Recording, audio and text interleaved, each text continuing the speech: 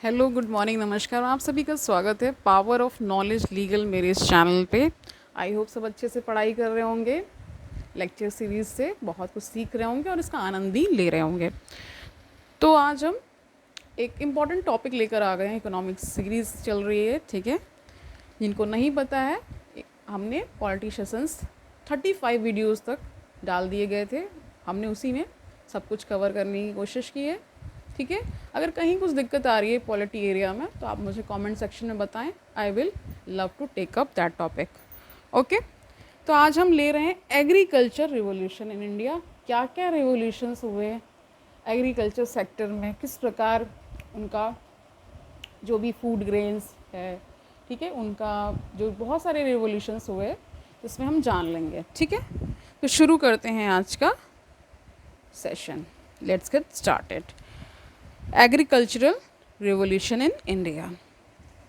Rainbow revolution. The multiple colors of rainbow revolution indicate multiple farm practices such as green revolution यानी food grain से related हुआ जो green revolution था, white revolution milk में हुआ, yellow revolution oil seeds, ठीक है, blue revolution fisheries, golden revolution fruits, silver revolution eggs, round revolution potato, pink revolution meat, grey revolution fertilisers and so on.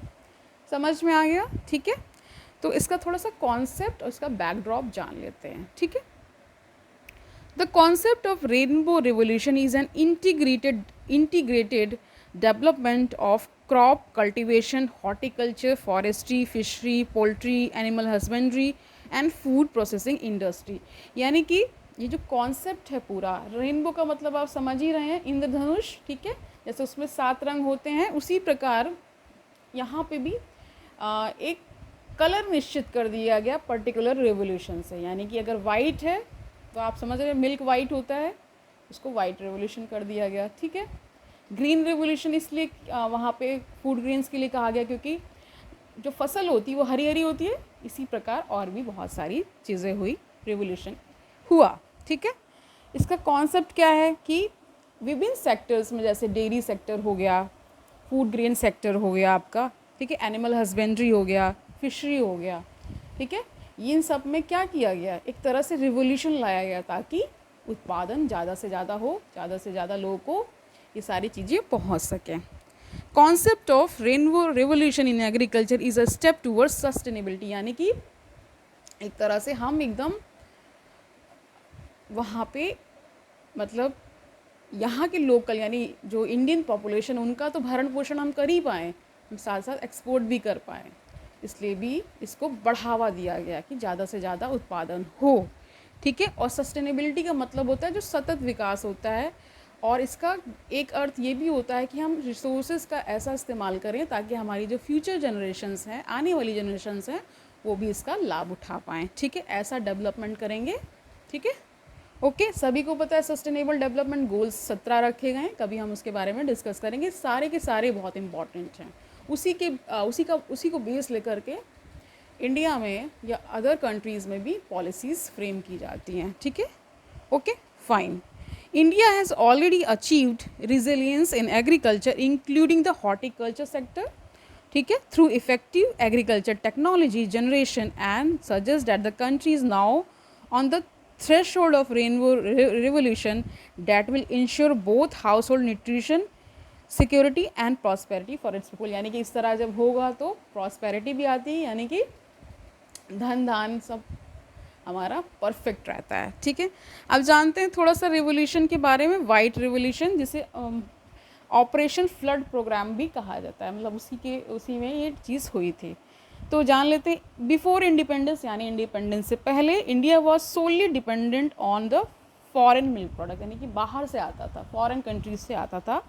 Milk was severely short in supply, बहुत कम supply थी milk की, ठीक है। Yields लो थे, यानी कि उसका उत्पादन बहुत कम था। इंडियन ब्रीड्स जो यानी कि यहाँ की जो नस्लें हैं, जो गाय और भी भैंस, ये सब चीज़ें जो है ना, कैटल जितने भी प्रकार के होते हैं, वो क्या थी, बहुत पिछड़ा था, मतलब फॉरेन के कंपैरिजन में, ठीक है। Indeed the white revolution has played an essential role white revolution ने क्या किया, बहुत ही इम्पॉर्टेंट रोल प्ले किया, मतलब विमेन एम्पावरमेंट की तरफ भी, क्योंकि गांव में आपने देखा होगा महिलाएं ही गाय भैंस इनका उसको पालती हैं, ठीक है, उनसे मिल्क मतलब उन्हीं का काम होता है, ज़्यादातर देखा गया है कि वो दूध भी निकाल रही हैं और उसे लोकल एरिया में अपने लिए कंजप्शन के लिए रख लेती हैं, बाकी वो बेचती भी हैं ताकि उससे वो मनी भी कमाती हैं, ठीक है, ठीक है, ताकि मतलब घर का उनका जो खर्च वगैरह चल सके।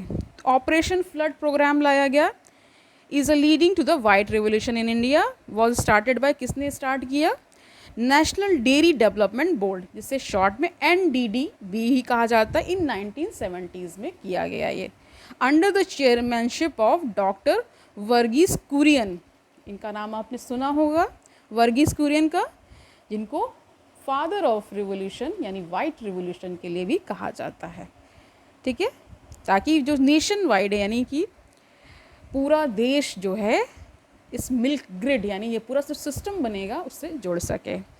The principal architect of this successful programme is doctor Varghese, इन्हीं को श्रेय जाता है, is called the father of white revolution, मैंने बताया पहले ही, ठीक है। Operation Flood programme was implemented as a dairy programme to generate self employment and regular incomes for millions of household, यानी लाखों की तादाद में जो घर हैं, ठीक है, उनमें ये जब रिवोल्यूशन ये वाइट रिवोल्यूशन लाया गया तो उनमें एक तरह से खुशहाली भी आ गई, क्योंकि वो एक तरह से उनके लिए रेगुलर इनकम भी क्रिएट होने लगी। ओके फाइन, ठीक है। अब जान लेते हैं कि क्या क्या रेवोल्यूशंस हुए हैं शॉर्ट में, ठीक है। तो हम जान लेते हैं क्या अदर रेवोल्यूशंस हुए हैं। राउंड रेवोल्यूशन सबको पता है, पोटैटो से रिलेटेड यानी आलू।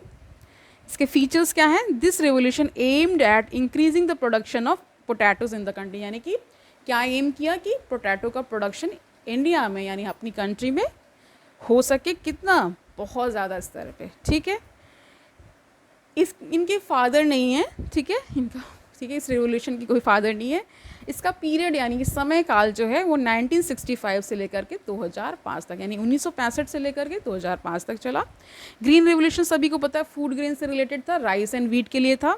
इसका मेन एम क्या था, क्या फीचर थे, the main aim of green revolution was to increase agriculture productivity in the developing world.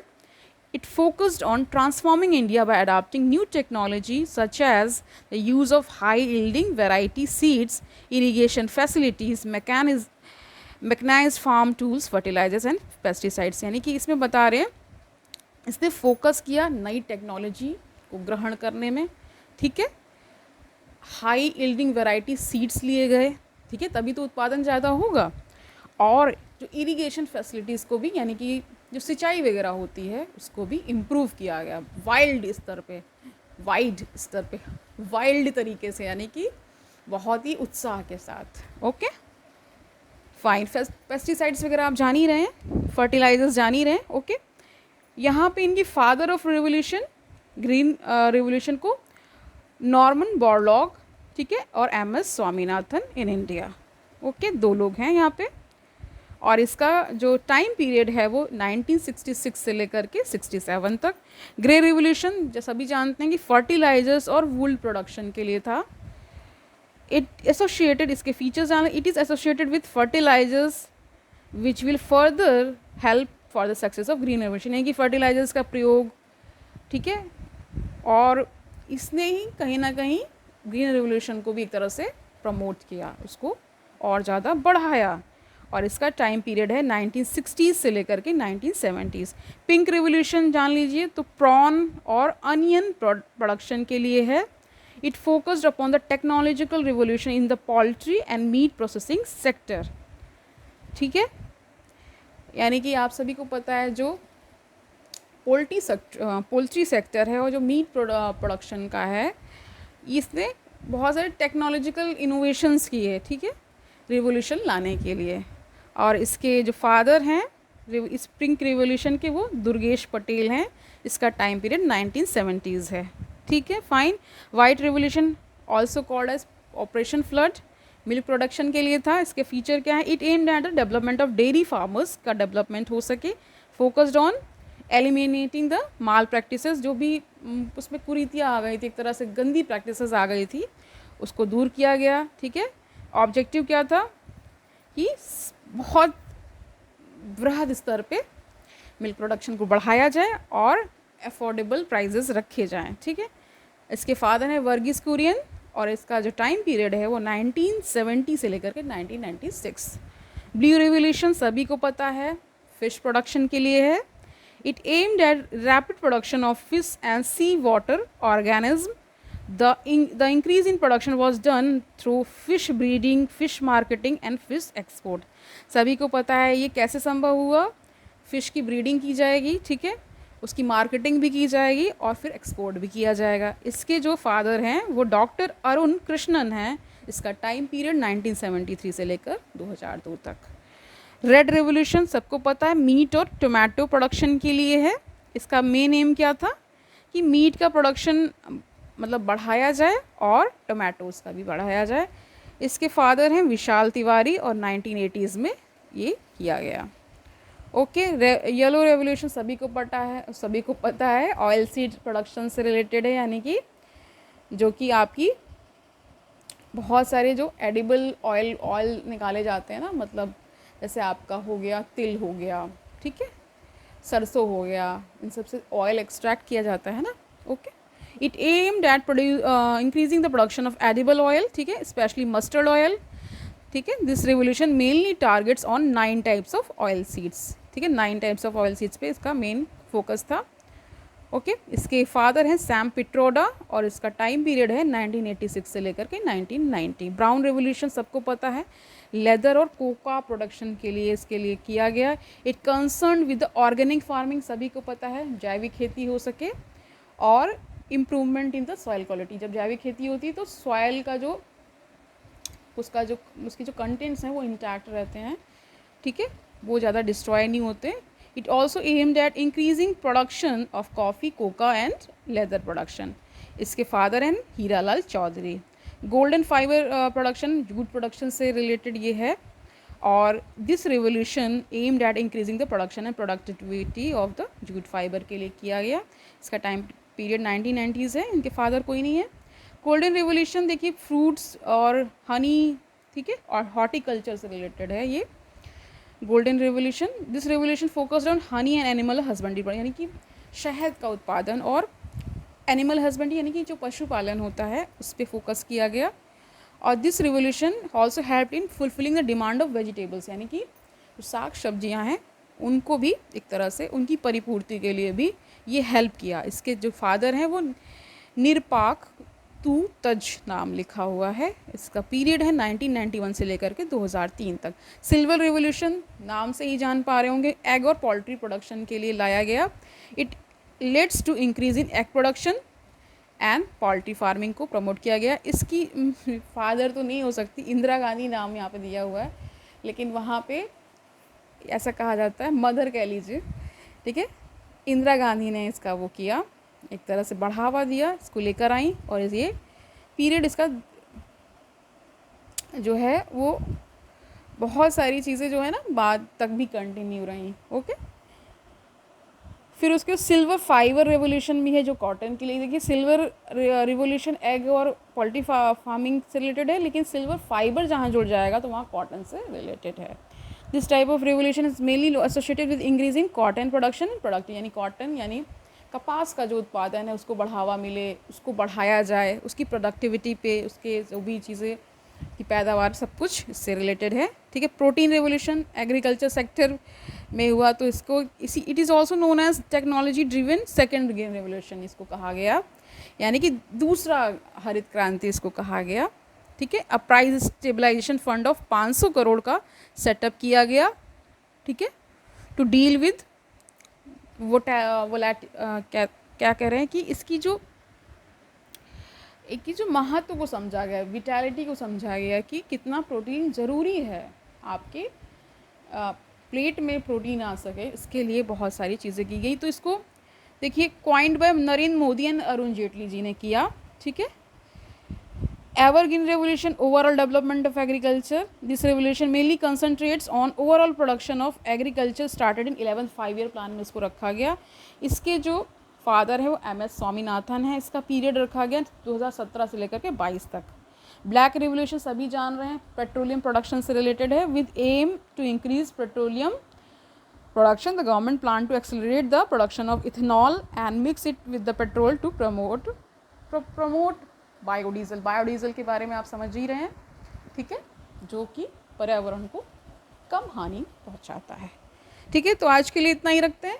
अगर कुछ नहीं समझ में आया रिवर्स करिए, पीछे जाइए, वीडियो को फिर से देखिए और आप जान लेंगे. तो आज के लिए इतना ही रखते हैं. तब तक के लिए खुश मन होकर के पढ़ाई करिए. खुशी मन से पढ़ाई करेंगे तो ये जर्नी ईजी हो जाएगी. कल मिलते हैं. Have a nice day.